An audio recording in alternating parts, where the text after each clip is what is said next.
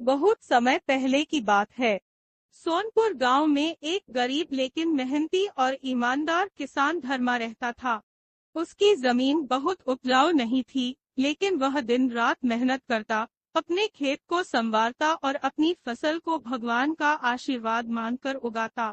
धर्मा का परिवार छोटा था। उसकी पत्नी सुमित्रा और बेटा गोपाल, तीनों बड़े ही संतोषी स्वभाव के थे। वे भले ही अमीर नहीं थे, लेकिन सुखी थे।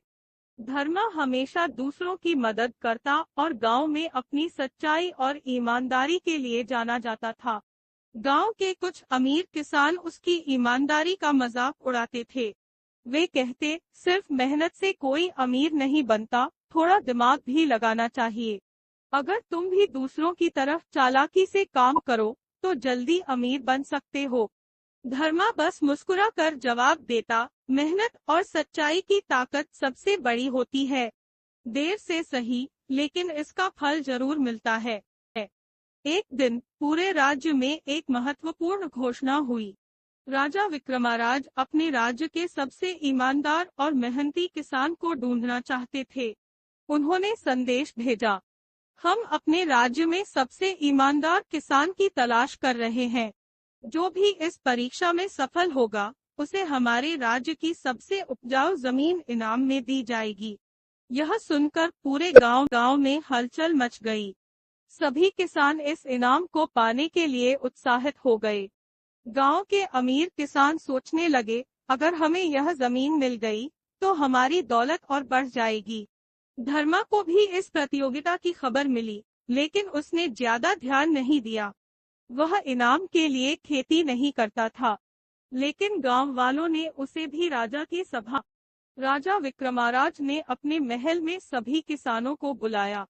सैकड़ों किसान वहां उपस्थित हुए। हर कोई सोच रहा था कि यह परीक्षा कैसी होगी। राजा ने सभी किसानों को एक एक कटोरी बीज दिए और कहा, इन बीजों को अपने खेत में बो और 6 महीने बाद जब फसल तैयार हो जाए, तो उसे हमारे दरबार में लेकर आओ। जिसकी फसल सबसे अच्छी होगी, उसे इनाम दिया जाएगा। धर्मा ने भी अन्य किसानों की तरह बीज लिए और खुशी खुशी अपने घर लौट आया। वह बहुत सावधानी से खेत को तैयार करने लगा। उसने अच्छी तरह हल चलाया, खाद डाला और बीजों को जमीन में बो दिया। हर दिन वह अपनी फसल की देखभाल करता, पौधों को पानी देता, घास हटाता, लेकिन कई हफ्ते बीत गए और कोई भी बीज नहीं उगा। गांव के बाकी किसानों के खेतों में हरी भरी फसल लहलहा रही थी, लेकिन धर्मा का खेत सूना पड़ा था। गांव वालों ने उसका मजाक उड़ाना शुरू कर दिया। अरे धर्मा, इतनी मेहनत करने के बाद भी तुम्हारी फसल नहीं उगी, अब राजा के दरबार में क्या लेकर जाओगे? धर्मा थोड़ा उदास जरूर था, लेकिन उसने ठान लिया कि वह किसी भी हाल में झूठ नहीं बोलेगा। उसने सोचा, अगर मेरी फसल नहीं उगी, तो इसका मतलब यही है कि ऐसा होना तय था। मैं कोई और फसल लेकर राजा को धोखा नहीं दूंगा। 6 महीने बीत गए और सभी किसान अपनी अपनी शानदार फसलें लेकर राजा के दरबार में पहुंचे। कोई अपनी गेहूं की फसल लेकर आया, तो कोई धान और बाजरे की बालियां लेकर आया।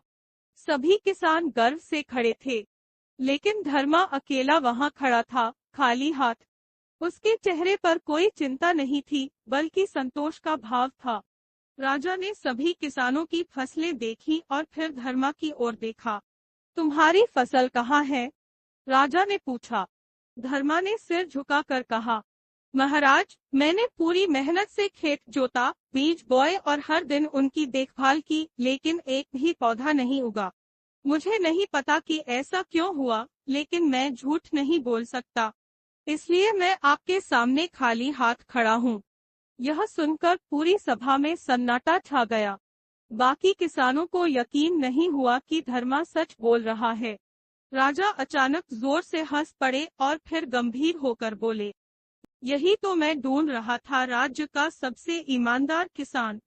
राजा ने सभी किसानों की ओर देखा और कहा, मैंने जो बीज तुम सभी को दिए थे, वे उबले हुए थे।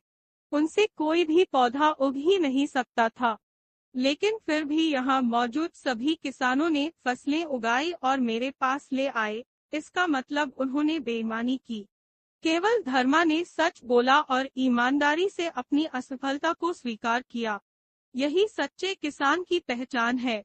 गांव के बाकी किसान शर्मिंदा हो गए। वे जानते थे कि उन्होंने झूठ बोला था।